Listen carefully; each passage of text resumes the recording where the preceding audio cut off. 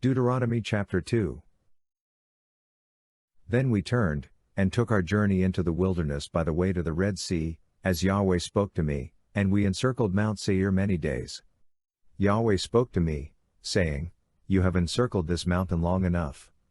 Turn northward.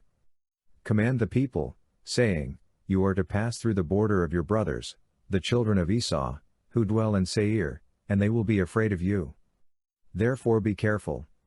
Don't contend with them, for I will not give you any of their land, no, not so much as for the sole of the foot to tread on, because I have given Mount Seir to Esau for a possession. You shall purchase food from them for money, that you may eat. You shall also buy water from them for money, that you may drink. For Yahweh your God has blessed you in all the work of your hands. He has known your walking through this great wilderness. These 40 years, Yahweh your God has been with you. You have lacked nothing. So we passed by from our brothers, the children of Esau, who dwell in Seir, from the way of the Arabah from Elath and from Ezion-Geber. We turned and passed by the way of the wilderness of Moab.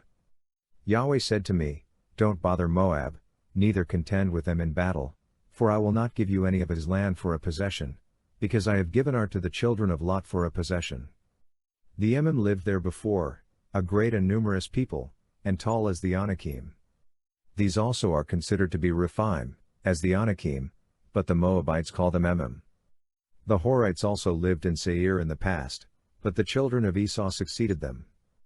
They destroyed them from before them, and lived in their place, as Israel did to the land of his possession, which Yahweh gave to them. Now rise up and cross over the Brook-Zerd. We went over the Brook-Zerd. The days in which we came from Kadesh Barnea until we had come over the Brook-Zerd were 38 years, until all the generation of the men of war were consumed from the middle of the camp, as Yahweh swore to them. Moreover Yahweh's hand was against them, to destroy them from the middle of the camp, until they were consumed.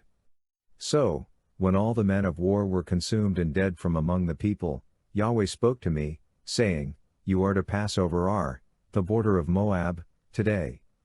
When you come near the border of the children of Ammon, don't bother them, nor contend with them, for I will not give you any of the land of the children of Ammon for a possession, because I have given it to the children of Lot for a possession. That also is considered a land of Rephaim.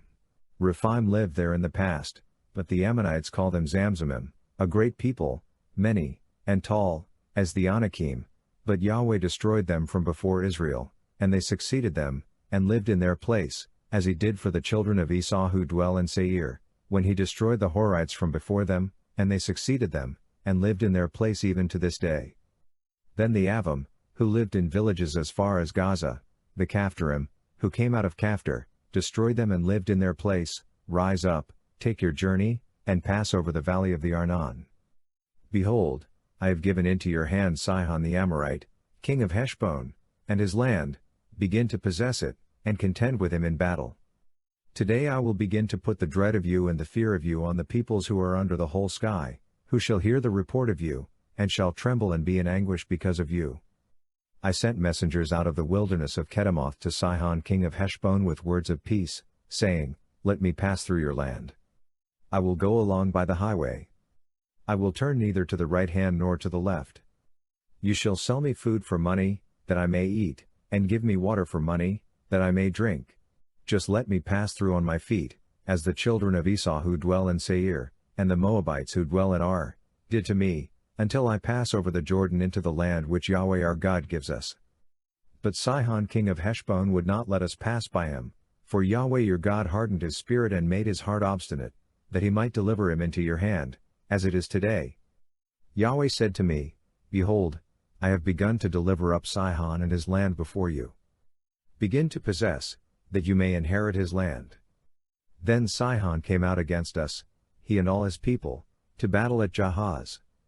Yahweh our God delivered him up before us, and we struck him, his sons, and all his people.